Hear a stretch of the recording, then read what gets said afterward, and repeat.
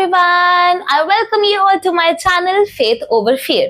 तो इससे पहले वाले लेक्चर में हमने figure it out exercise 1 of your book start करी थी। तो आज हम क्वेश्चन नंबर 7 से स्टार्ट करेंगे।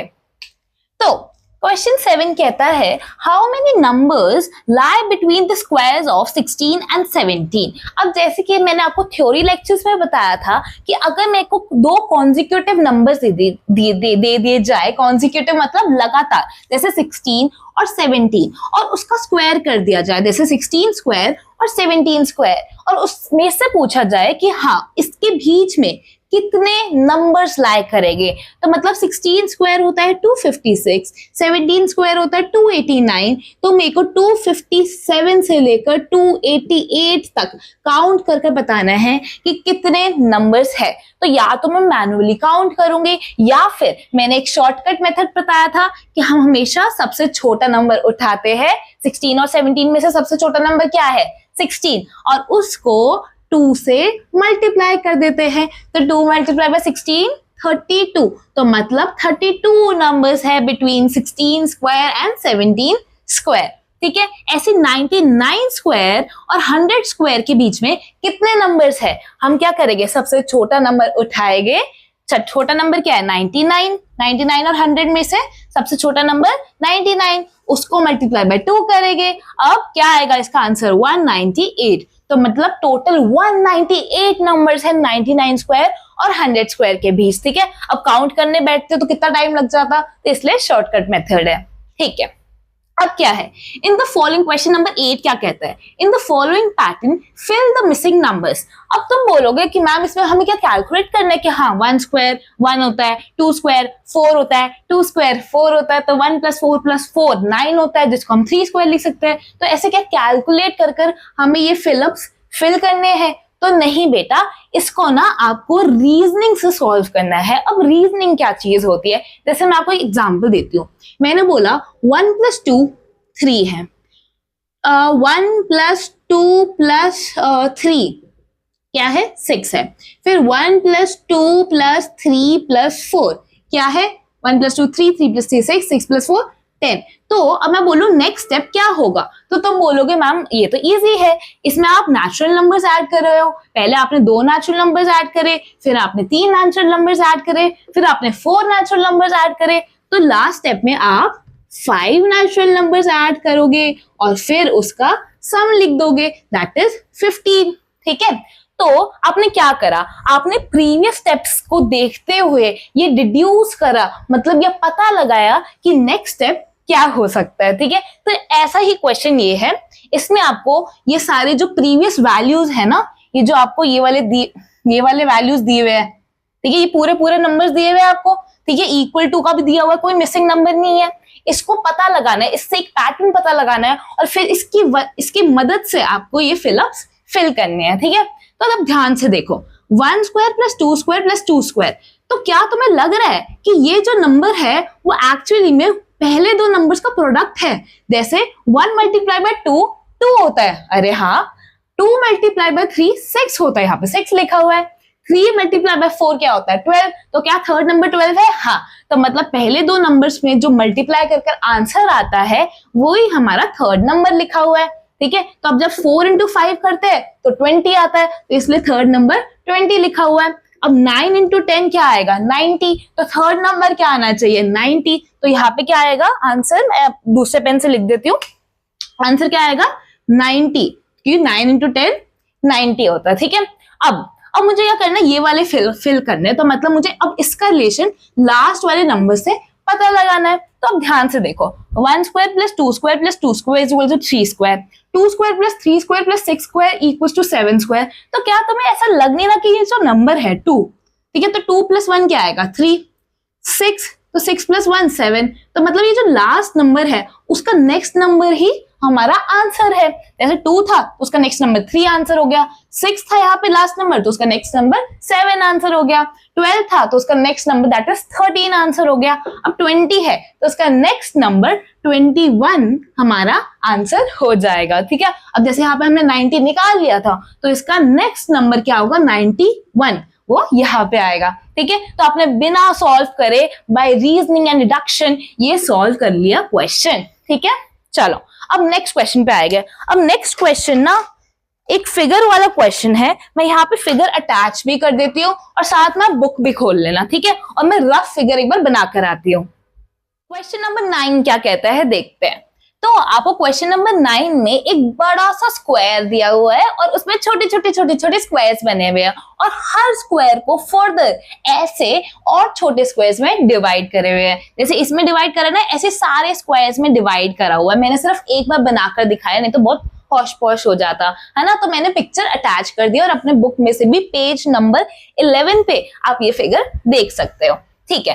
तो अब क्या बोल रहे हैं कि जो टाइनी स्क्वायर्स है हमें वो काउंट करना है। अब टाइनी स्क्वायर्स ये वाले स्क्वायर की बात नहीं कर रहे, वो ये वाले स्क्वायर्स की बात कर रहे हैं कि ये जो स्क्वायर्स जो फर्दर डिवाइडेड है ना छोटे छोटे स्क्वायर्स में, उसको काउंट करके बताना है कि वो कितने हैं और फिर उस नंबर का हमें प्राइम फैक्टराइजेशन मेथड करना है, ठीक है। तो अब बोलेंगे बच्चे चलो ठीक है हमें काउंट ही तो करना है, हम काउंट कर लेते हैं 1 2 3 4 5 6 7 8 9 10 11 12 13 ऐसे काउंट करेंगे। अब ऐसे काउंट करने में बहुत ज्यादा मेहनत लगेगी, तो एक शॉर्टकट है और एक जनरल नॉलेज वाली ट्रिक भी है, हो सकता है बहुतों को पता भी हो।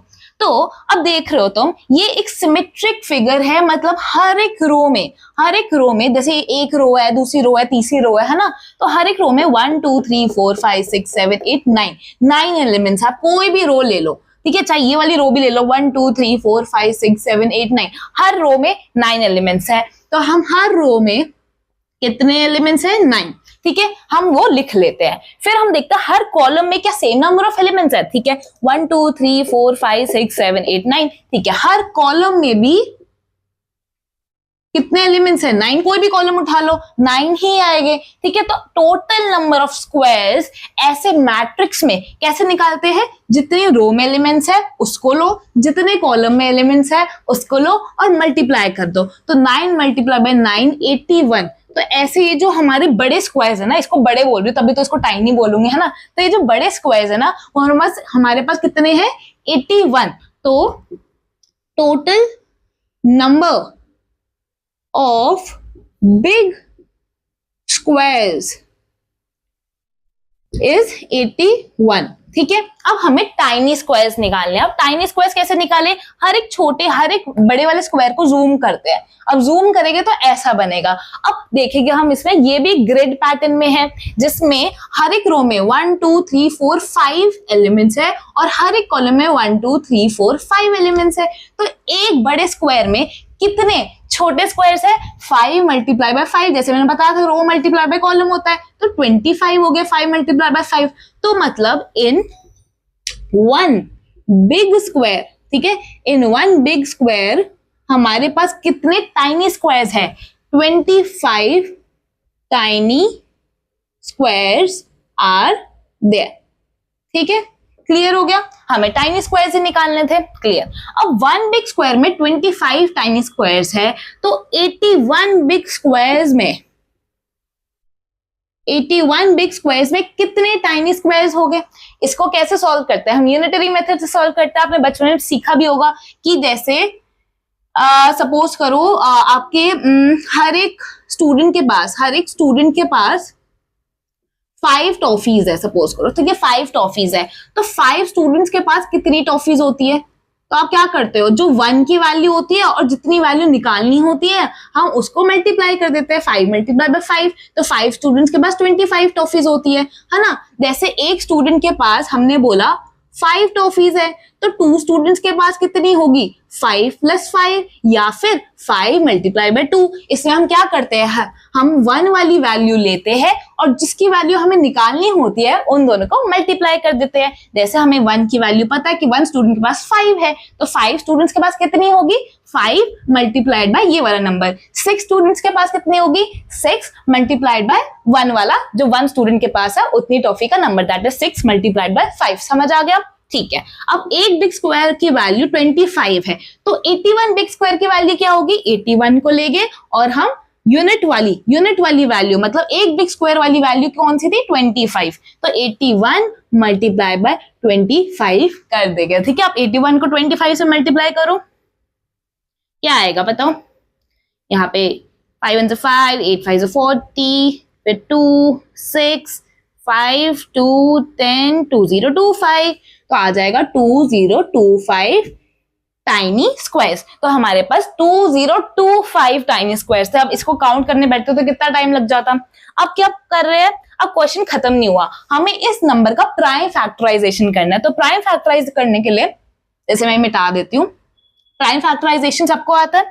हम क्या करेंगे, 2025 लिखेंगे, उसको फिर प्राइम नंबर से काटना शुरू कर देंगे। 2 से नहीं जाता, 3 से जाता है क्या, हाँ जाता है, क्योंकि 2 + 2 4, 4 + 5 9, तो 9 क्या है, मल्टीपल ऑफ 3 है, तो हाँ 3 से जाएगा। तो 3 6 18, 2 आया, ये ऐसे चले जाएगा। क्या ये 3 से जाता है, 6 + 7 क्या होगा 13, 13 + 5 18, हाँ जाता है, तो फिर से जाएगा, 3 2 6, 3 2 6, ठीक है। फिर से 3 से जाएगा, हाँ जाएगा, फिर से करके देख लेना सम ऑफ डिजिट्स, फिर क्या होगा, ऐसे जाएगा, फिर से 3 से जाएगा, हाँ जाएगा। फिर अब 3 से नहीं जा रहा, क्योंकि 5 × 5 25 होता है, 5 × 5 5 होता है। तो प्राइम फैक्टराइजेशन हमें समझ आ गया।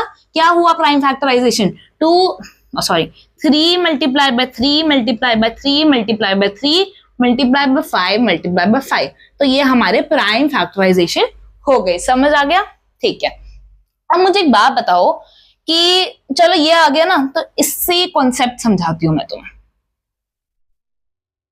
तो मुझे बताओ, जैसे ये थोड़ा साइड में लिखे रहने देते हैं, ठीक है, कि 2025 का हमने प्राइम फैक्टराइजेशन ये कर लिया, ठीक है। अब मैंने तुम्हें स्टार्टिंग ऑफ द चैप्टर में ये बताया था कि मैंने कोई भी नंबर लिया, सपोज करो 5, उसको मैंने 5 से मल्टीप्लाई करा, तो मैं 5 की टोपी में 2 चढ़ा देती हूँ, और इसी 2 को हम बोलते हैं 5 स्क्वायर, ठीक है। क्योंकि 5 2 बार मल्टीप्लाई हुआ, तो उसकी टोपी में 2 चढ़ गया। अब यही 5 अगर 3 बार मल्टीप्लाई होता है, तो उसकी टोपी में 3 चढ़ जाता है, और इसको क्या कहते हैं, क्यूब, 5 क्यूब, है ना। तो हमने स्टार्टिंग में चैप्टर में हमने चैप्टर का मतलब समझते हुए स्क्वायर और क्यूब दोनों का मतलब देखा था, तो ये दोनों चीजें तो आपको मैंने बताई हुई है। तो अगर मैंने 5 को ही लिया और 4 बार मल्टीप्लाई कर दिया, तो तुम रीजनिंग और डिडक्शन से बता नहीं सकते कि हाँ 5 को 2 बार मल्टीप्लाई करा तो टोपी में 2 चढ़ गया, 5 को 3 बार मल्टीप्लाई करा तो टोपी में 3 चढ़ गया, 5 को 4 बार मल्टीप्लाई करोगे तो टोपी में क्या चढ़ जाएगा, 4 चढ़ जाएगा, ठीक है। तो इसको 5 की पावर 4 कहते हैं। अभी आगे सेकंड चैप्टर में आपको बताऊंगी। अभी इसका मतलब ये मत बोलो कि इसको बोलते क्या है, नेक्स्ट चैप्टर में समझेंगे वो। अभी ये समझो कि 5 अगर 4 टाइम्स मल्टीप्लाई हो रहा है खुद से, तो उसकी टोपी में क्या चढ़ जाएगा, 4। 5 अगर 5 बार मल्टीप्लाई हो रहा है, तो उसकी कैप में क्या चढ़ जाएगा, 5। समझ आई। तो ये जो 2 3 4 5 है, उसको टोपी थोड़ा ना बोलते होगे मैथ्स में, ऑफकोर्स कोई टर्म होगा। तो इन कैप्स को, इन टोपी को हम बोलते हैं पावर। क्या बोलते हैं, पावर। पावर या फिर एक्सपोनेंट, इसके 2 नाम होते हैं। जैसे एक आपका स्कूल वाला नाम होगा और एक आपका नाम होगा जो आपके मम्मा पापा को बुलाते हैं, है ना। तो ऐसे ये जो है वो इन टोपी को क्या कहते हैं, पावर या फिर एक्सपोनेंट, ठीक है। तो ये समझ आ गया, क्लियर हो गया। अब ये बोलोगे कि मैम इसको पावर एक्सपोनेंट कहते हैं या स्क्वायर क्यूब कहते हैं। बेटा इन जनरल ये सारे टोपी को पावर और एक्सपोनेंट कहते हैं, लेकिन जो ये 2 और 3 वाली टोपी होती है ना, उसको पावर एक्सपोनेंट तो कहते ही है। लेकिन क्योंकि ये जो चीजें है ना, ये 2 और ये 3 वाली टोपी बहुत बार यूज होती है, तो हमने इसको एक अलग से नाम दे दिया। ये हमारे प्यारे बच्चे हैं, तो हम बोलते हैं, इसको बोलते हैं 5 स्क्वायर और इसको बोलते हैं 5 क्यूब। क्लियर हो गया। तो जैसे 2025 का हमने प्राइम फैक्टराइजेशन करा कि 3 × 3 × 3 × 3 × 5 × 5, तो इसको शॉर्ट फॉर्म में हम कैसे लिख सकते हैं कि 3 को 4 बार मल्टीप्लाई करा, 3 की टोपी में 4 आ गया। अब 5 को 2 बार मल्टीप्लाई करा, तो ये तो हमें पता ही है, ये 5 स्क्वायर हो गया। तो इसको ऐसे भी लिख सकते हैं, ठीक है। तो this brings to our next topic, that is cube. तो ये वाली एक्सरसाइज हो गई खत्म। अब नेक्स्ट टॉपिक हम शुरू कर रहे हैं क्यूब। अब तुम बोलोगे मैम क्यूब तो पढ़ा दिया आपने, किसी भी नंबर को अगर 3 बार मल्टीप्लाई करेंगे तो क्यूब आएगा, राइट। तो हमें इसी को आगे पढ़ना है। अब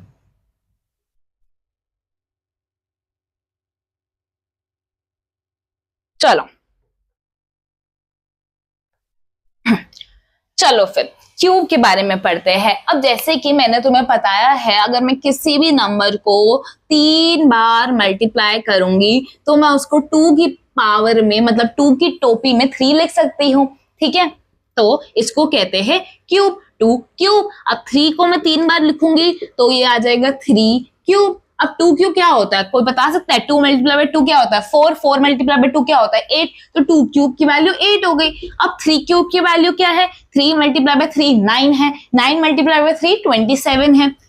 ठीक है, अब तुम याद करो, जब हमने स्क्वायर्स के फर्स्ट लेक्चर में देखा था तो हमने बोला था 2 स्क्वायर 4 होता है, 3 स्क्वायर 9 होता है। तो जो भी हमें वैल्यू स्क्वायर करने के बाद मिलती है तो उसको हम परफेक्ट स्क्वायर कहते हैं। तो मतलब कोई भी अगर हमने नेचुरल नंबर लिया और उसका हमने स्क्वायर करा तो जो आंसर आएगा वो परफेक्ट स्क्वायर होगा। तो सिमिलरली हमने कोई भी अगर नेचुरल नंबर लिया और उसका हमने कर दिया क्यूब, मतलब उस नेचुरल नंबर को हमने अपने आप से 3 बार मल्टीप्लाई करा, तो जो आंसर आएगा उसको कहेंगे परफेक्ट क्यूब।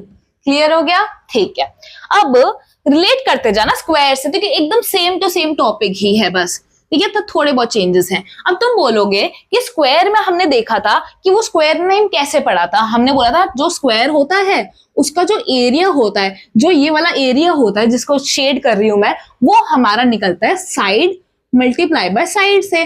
तो साइड का स्क्वायर से निकलता है, तो देखिए यहाँ पे स्क्वायर आ रहा है और ये स्क्वायर की शेप है, तो हमने उन दोनों के नाम सिमिलर से रख दिए। अब क्यूब का क्या फंडा है? क्यूब नाम हमने क्यों दिया? क्योंकि तुम्हें ये पता, ये वाली शेप, ये शेप तुमने देखी होगी बहुत बार, क्यूब की शेप, ठीक है। इस क्यूब से आप, रूबिक्स क्यूब होता है एक, जैसे जिसमें बहुत सारे कलर्स होते हैं, फिर कलर बनाना होता है, एक जगह रेड, एक जगह येलो, एक जगह ब्लू, एक जगह व्हाइट, है ना।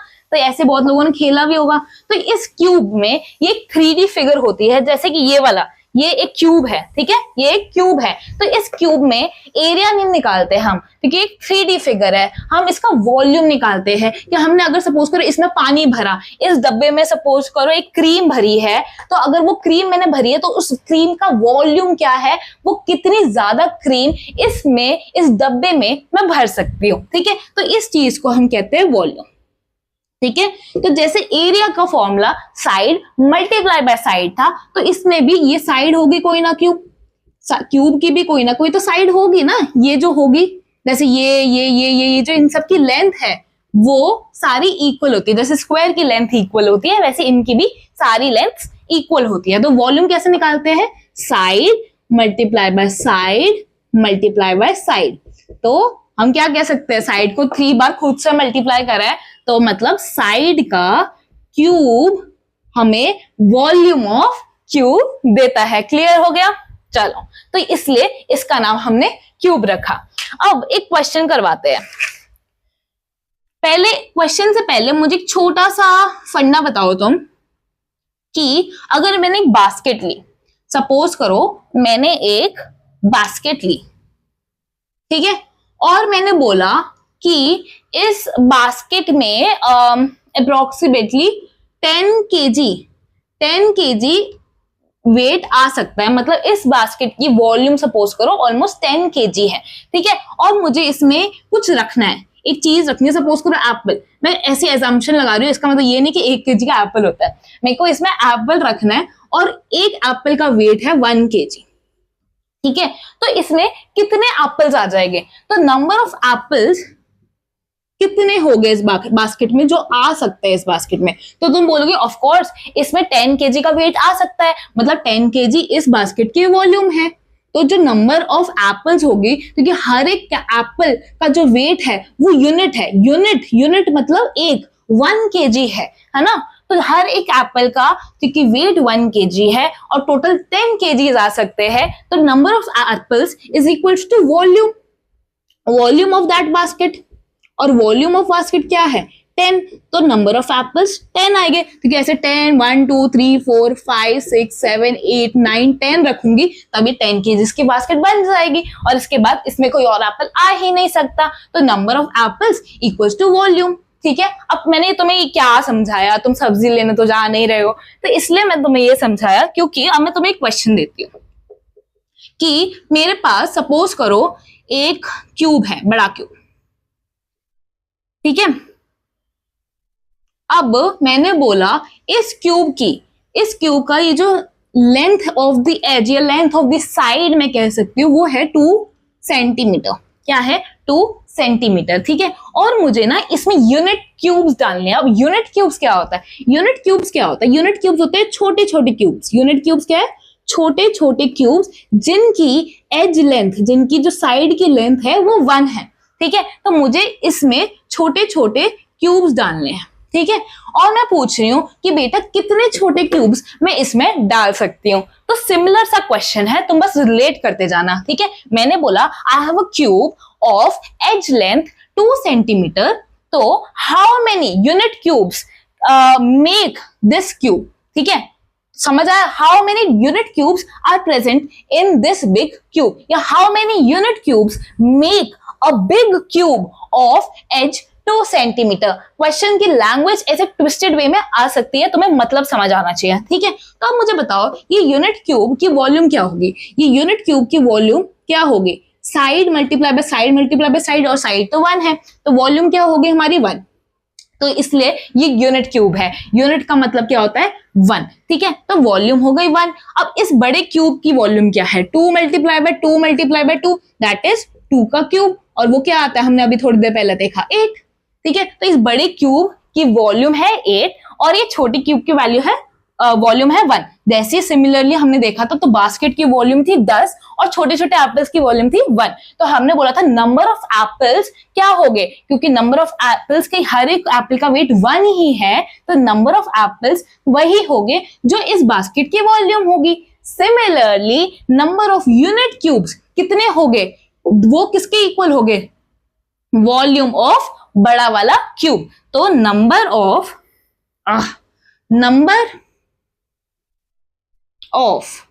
यूनिट क्यूब्स, ठीक है, will be equal to volume ठीक है ऑफ दिस क्यूब, जो कि हमने निकाल लिया 8। तो 8 unit cubes will make a cube of edge 2 centimetre. Clear हो गया? अब मैंने अगर सेम सिमिलर टाइप का क्वेश्चन दे दिया कि बेटा बताओ कि हाउ मेनी यूनिट क्यूब्स का मतलब क्या होता है? ऐसा छोटा सा क्यूब जिसकी एज लेंथ 1 हो। तो how many unit cubes make a cube of edge length suppose करो 4 सेंटीमीटर। तो क्वेश्चन वही है, तो number of unit cube will be equal to the volume of this big cube. तो वो वॉल्यूम क्या है? 4 multiply by 4 multiply by 4, that is 4 का क्यूब। 4 4 16, 16 4 64। तो 64 यूनिट क्यूब्स आएगी इस बड़े वाले क्यूब में। क्लियर हो गया? ठीक है, तो ये वाला कंसेप्ट हमें क्लियर हो गया। अब हम क्या करेंगे, हम जैसे हमने स्क्वायर्स देखे थे 1 to 30, तो मैंने आपको बोला था कि हाँ रोज रिवाइज कर लेना 1 to 30, अपने आप याद हो जाएगा। अब क्यूब्स में 1 to 20 लिख रही हूँ, लेकिन आप ना सिर्फ 1 to 10 भी याद कर लोगे तो बहुत है। ठीक है, 11 to 20 में ऐसे ही लिख रही हूँ ताकि तुम्हें समझ आ जाए जो मैं तुम्हें समझाना चाहती हूँ। ठीक है, जैसा हमने पैटर्न देखा था ना स्क्वायर्स में कि वो 2 3 7 8 से नहीं एंड होते, तो इस बार देखते हैं कि क्यूब्स में क्या कोई ऐसे नंबर्स है जिससे वो एंड ही नहीं होते। तो मैं लिख कर आती हूँ 1 to 20 क्यूब्स। ओके, तो मैंने यहाँ पे 1 to 20 के क्यूब्स लिख दिए। ठीक है, तो यहाँ पे जो 1 to 10 है उसके क्यूब्स याद कर लेना, जो 11 to 20 है उसकी जरूरत नहीं है अभी। ठीक है, तो जैसे कि आपने स्क्वायर्स में देखा था कि जो स्क्वायर्स में हमने 1 to 30 तक लिखे थे, तो कहीं भी 2 3 7 8 आए ही नहीं थे। ये नंबर्स जो थे ऐसे थे कि अगर वो यूनिट डिजिट में आ जाए तो हम कह सकते थे कि वो नंबर तो भाई परफेक्ट स्क्वायर नहीं होगा। तो क्या ऐसे नंबर, कोई भी नंबर है कि जो परफेक्ट क्यूब्स में आ ही नहीं सकते? तो चेक करते हैं, क्या 1 आ रहा है किसी में भी? हाँ आ रहा है, 1 तो आ रहा है। क्या 2 आ रहा है किसी में भी? 2 आ रहा है, हाँ 2 भी आ रहा है। क्या 3 आ रहा है? 3 भी आ रहा है। क्या 4 आ रहा है? 4 भी आ रहा है। क्या 5 आ रहा है? 5 भी आ रहा है जी। 6 भी आ रहा है, 7 भी आ रहा है, 8 भी आ रहा है, 9 भी आ रहा है और 0 भी आ रहा है। तो मतलब ऐसा कोई डिजिट है ही नहीं जो क्यूब्स में नहीं आता हो। ठीक है, तो परफेक्ट क्यूब्स, जो क्यूब्स होते हैं, they can have any unit digit, UD मतलब यूनिट डिजिट। ठीक है, 0 to 9 कोई भी यूनिट डिजिट उसका हो सकता है। ठीक है, क्लियर हो गया? ठीक है। अब स्क्वायर्स में हमने एक और कंडीशन देखी थी कि जो स्क्वायर्स है उसमें हमेशा इवन नंबर ऑफ जीरोस आते थे। तो क्या परफेक्ट क्यूब में भी ऐसा कोई कंडीशन है कि जीरोस पे कोई लिमिट है? चलो देख लेते हैं। अब मैं कोई भी नंबर लेती हूँ जिसके एंड में 0 आ रहा है 10, तो उसका मेरे को अगर क्यूब करना है तो 10 मल्टीप्लाई बाय 10 मल्टीप्लाई बाय 10 करूंगी। अब मैंने क्या बताया था, जब भी 0 आते हैं तो जीरोस ऐड हो जाते हैं, मतलब 1 मल्टीप्लाई 1 मल्टीप्लाई बाय 1 तो 1 आता है, और क्योंकि जीरोस 3 है 1 2 3 तो यहाँ पे 3 जीरोस आ जाएंगे। ठीक है, यहाँ पे तो 3 जीरोस आ रहे हैं, तो मतलब इवन तो नहीं आते जीरोस। ठीक है, अब कोई और नंबर लेते हैं, जैसे 100 का क्यूब करना है मेरे को, तो 100 मल्टीप्लाई बाय 100 मल्टीप्लाई बाय 100 तो 1 तो आएगा ही, जीरोस कितना आएंगे 1 2 3 4 5 6, तो यहाँ पे 6 जीरोस आ रहे हैं, तो यहाँ पे तो इवन नंबर आ गया। ठीक है, चलो अब हम 50 का क्यूब देखते हैं, तो 50 मल्टीप्लाई बाय 50 मल्टीप्लाई बाय 50, तो क्या करना होता है, जीरोस को पहले इग्नोर कर 5 मल्टीप्लाई बाय 5 मल्टीप्लाई बाय 5 करोगे तो क्या आएगा 125, 5 का क्यूब 125, जीरोस कितने आएंगे 1 2 3, तो 1 2 3। तो इसमें तुम्हें क्या पैटर्न दिख रहा है, इसमें तुम्हें ये दिख रहा है, ध्यान से देखो कि इसमें जैसे 3 जीरोस आ रहे हैं, इसमें 6 जीरोस आ रहे हैं, इसमें फिर से 3 जीरोस आ रहे हैं, तो जो नंबर ऑफ जीरोस है ना, जो नंबर ऑफ जीरोस है वो एक्चुअली में क्या हो गए, वो मल्टीपल ऑफ 3 हो गए। वो क्या हो गए, मल्टीपल ऑफ 3। और मल्टीपल ऑफ 3 क्या होता है, जो 3 के टेबल में आता है, जैसे उनके पास या तो 3 जीरोस हो सकते हैं, या फिर 6 जीरोस हो सकते हैं, या फिर 9 जीरोस हो सकते हैं, 12 जीरोस हो सकते हैं, एंड सो ऑन। ठीक है, तो number of zeros in a perfect cube are always in multiples of 3। ठीक है, तो यहाँ पे समझ आ गया ये वाला कंसेप्ट। चलो ठीक है, अब आगे हमने स्क्वायर्स में एक और चीज देखी थी। हमने स्क्वायर में देखा था कि अगर मैंने किसी फ्रैक्शन का स्क्वायर निकालना सीखा था, डेसिमल का स्क्वायर निकालना सीखा था, तो ऐसे क्यूब्स भी सीख लेते हैं, है ना। जैसे याद करो तुम, मैंने बोला था कि अगर मैंने 4/6 का अगर स्क्वायर निकालना था, तो मैंने बोला था कि 4/6 मल्टीप्लाई बाय 4/6 लिखो, और फिर न्यूमरेटर और न्यूमरेटर को मल्टीप्लाई करो, और डिनोमिनेटर को मल्टीप्लाई करो। तो मतलब न्यूमरेटर में क्या है 4 मल्टीप्लाई बाय 4, तो इसको हम 4 स्क्वायर अपॉन 6 स्क्वायर लिख सकते हैं, क्योंकि 6 मल्टीप्लाई बाय 6 डिनोमिनेटर में है, 4 मल्टीप्लाई बाय 4 न्यूमरेटर में है। तो यहाँ पे हमने 4 का स्क्वायर 16 और 6 का स्क्वायर 36 लिख दिया था। तो ऐसी सिमिलरली अगर मेरे को 4/6 का क्यूब करना हो तो मैं क्या करूंगी, 4 मल्टीप्लाई बाय 4 मल्टीप्लाई बाय 4 लिखूंगी न्यूमरेटर में, और 6 multiply by 6 multiply by 6 denominator में लिखूंगी, जैसे यहाँ पे लिखा था मैंने। फिर मैं क्या करूंगी, न्यूमरेटर को अलग से सॉल्व करूंगी, डिनोमिनेटर को अलग से सॉल्व करूंगी, तो यहाँ पे 4 क्यूब अपॉन 6 क्यूब हो जाएगा। और 4 क्यूब क्या होता है, टेबल से देखकर बता सकते हो, और 1 to 10 तो याद भी हो जाएगी तुम्हें। और 6 क्यूब क्या होगा 216, तो ये आ जाएगा। ठीक है, ठीक है। अब मैंने कोई डेसिमल वैल्यू ले ली, सपोज करो जैसे 1.2 ले लिया, और 1.2 को अगर मेरे को स्क्वायर करना था तो मैंने क्या बोला था कि 1.2 मल्टीप्लाई बाय 1.2 ले लो। और 1.2 मल्टीप्लाई बाय 1.2 में क्या करते हो, हम पहले डेसिमल को इग्नोर करते हैं। डेसिमल को इग्नोर कैसे करते हैं, हम यहाँ पे डेसिमल की डिजिट्स कितनी है, डेसिमल की डिजिट्स क्या होती है, पहले तो मुझे ये बताओ। 1.2 ही ऑलरेडी आप पहले वाली क्लासेस में कर चुके हो, बट स्टिल डेसिमल की डिजिट्स कौन सी होती है, जो भी डेसिमल के इस साइड होता है, मतलब ये डेसिमल है तो इस साइड कितनी डिजिट्स है 1, तो यहाँ पे एक डेसिमल डिजिट है। तो ऐसे हमारे पास यहाँ पे भी एक डेसिमल डिजिट है, और यहाँ पे भी एक डेसिमल डिजिट है, तो हमारे पास टोटल 2 डेसिमल डिजिट्स है। हम दोनों को इग्नोर करते हैं फॉर द टाइम बीइंग, तो मतलब यहाँ पे क्या आ जाएगा 12 मल्टीप्लाई बाय 12, तो हम यहाँ पे 12 का स्क्वायर क्या होता है 144, तो हम यहाँ पे 144 लिख देंगे। तो अब जो 2 डेसिमल डिजिट्स हमने इग्नोर करी थी उसको हम इग्नोर नहीं करेंगे पूरी तरह से, हमें लास्ट में उसको लगाना पड़ेगा, नहीं तो बुरा मान जाएगा। तो 2 डेसिमल डिजिट्स कैसे लगाऊंगी मैं इस नंबर में, हर एक नंबर के लास्ट में डेसिमल डिजिट लिखा ही होता है। जैसे 144 को मैं 144.0 लिख सकती हूँ। तो जब मेरे को 2 डेसिमल डिजिट्स इसमें लगाने पड़ेंगे तो मैं क्या करूंगी, डेसिमल बोलेगा मुझे 2 डिजिट्स दे दो, तो मुझे 2 डिजिट्स दे दो, तो वो ऐसे आएगा, पहले 4 वाला डिजिट लेगा, इस तरफ से आएगा, ठीक है, ऐसे आएगा, समझ आई। तो ऐसे 4 को लेगा, फिर एक और 4 को लेगा, तो मतलब 1.44 आ जाएगा। अब इसमें हमारे 2 डेसिमल डिजिट्स है, ठीक है। तो सिमिलरली अब 1.2 का क्यूब करना है हमें, तो 1.2 मल्टीप्लाई बाय 1.2 मल्टीप्लाई बाय 1.2। अब इसमें कितने डेसिमल डिजिट्स आएंगे? 3 डेसिमल डिजिट है, एक डेसिमल डिजिट इसका है, एक इसका है और इसका इसका, ठीक है। तो हमें 3 डेसिमल डिजिट्स पहले इग्नोर करनी है और फिर 12 का क्यूब कर देते हैं नॉर्मल। तो 12 का क्यूब होता है 1728। यू कैन कैलकुलेट ऑल्सो, और टेबल से देखकर भी बता सकते हो, ठीक है। तो 1728 है। अब जो 3 डेसिमल डिजिट्स इग्नोर करी थी वो मेरे को लगाना। मैंने क्या बोला, कहां से लगाना शुरू करते हैं डेसिमल? हम एंड ऑफ द नंबर से लगाना शुरू करते हैं। अब एंड ऑफ द नंबर से हम लेफ्ट साइड मूव करते हैं, तो हमें 3 डेसिमल्स लगाने हैं। तो पहला मूव करा, फिर दूसरा मूव करा, फिर तीसरा मूव करा। 3 नंबर्स के बाद हमने डेसिमल लगा दिया। तो आंसर क्या आया? 1.728। 1.728। अब एक और नंबर, नेगेटिव नंबर्स भी देख लेते हैं।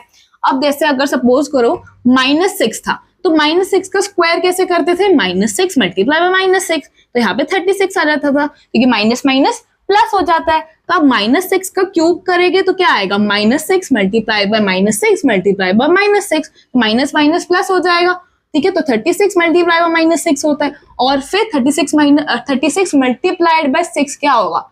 216, और प्लस माइनस माइनस का साइन आ जाएगा। तो इन शॉर्ट हम कह सकते हैं कि अगर हम नेगेटिव नंबर का स्क्वायर करेंगे ना, तो हमेशा पॉजिटिव नंबर आ रहा है, क्योंकि माइनस माइनस प्लस हो जाएगा। लेकिन अगर हम नेगेटिव नंबर का क्यूब करेंगे तो हम हमेशा नेगेटिव आंसर ही पाएंगे। तो मतलब अगर नेगेटिव नंबर का अगर आपको क्यूब करना है ना, तो आप एक काम कर सकते हो कि नेगेटिव नंबर को इग्नोर करो, 6 का क्यूब करो। 6 का क्यूब होता है 216, और क्योंकि नेगेटिव नंबर है और उसका हम क्यूब कर रहे हैं, तो बाद में ये आंसर में माइनस लगा दो, ठीक है। तो अब अगला टॉपिक आएगा टैक्सी कैब नंबर्स, जो कि हम अगले लेक्चर में करेंगे। अभी के लिए आप इसको रिवाइज करो एंड टाटा।